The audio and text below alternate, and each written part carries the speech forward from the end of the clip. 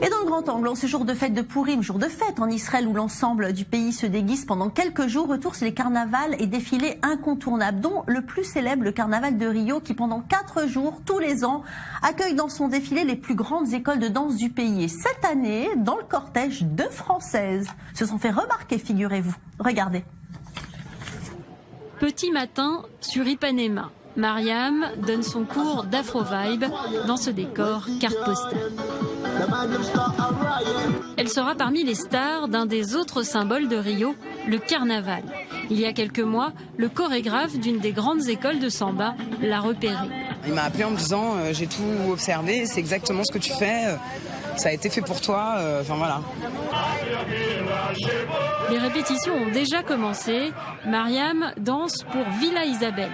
Arrivée il y a 3 ans à Rio, cette ancienne gymnaste professionnelle ne parlait pas un mot de portugais, alors elle était loin de s'imaginer défiler un jour dans le temple de la samba. Je suis afro, danseuse afro, ancienne gymnaste, et c'est quelque chose qui était hyper lointain pour moi, je trouvais ça joli, mais il y avait un côté, il faut être brésilien pour vraiment aimer le carnaval.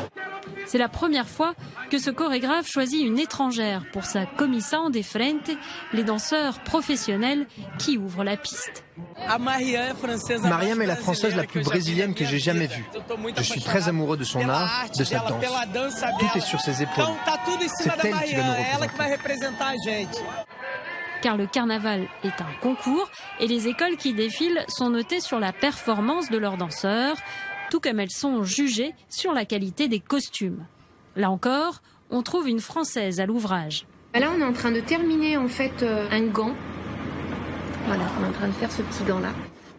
Anne est costumière pour Grande Rio, une des autres grandes écoles de samba. Cette danseuse est arrivée à Rio il y a 5 ans. Elle s'est formée à la fabrication de costumes de carnaval et aujourd'hui elle travaille bénévolement pour l'école. Anne confectionne les costumes spéciaux, ceux des danseurs sur les chars. Mais on ne les verra pas, tout est gardé secret jusqu'au jour du défilé. Pour moi, c'est quand même un rêve. Enfin, par rapport à ma carrière professionnelle, de pouvoir arriver sur Rio et de pouvoir en faire son métier, c'est vraiment magique. Et je pense que je vais être très très émue. Je crois même que je vais pleurer. Et le rêve continue. L'école a proposé à Anne de devenir salariée l'année prochaine.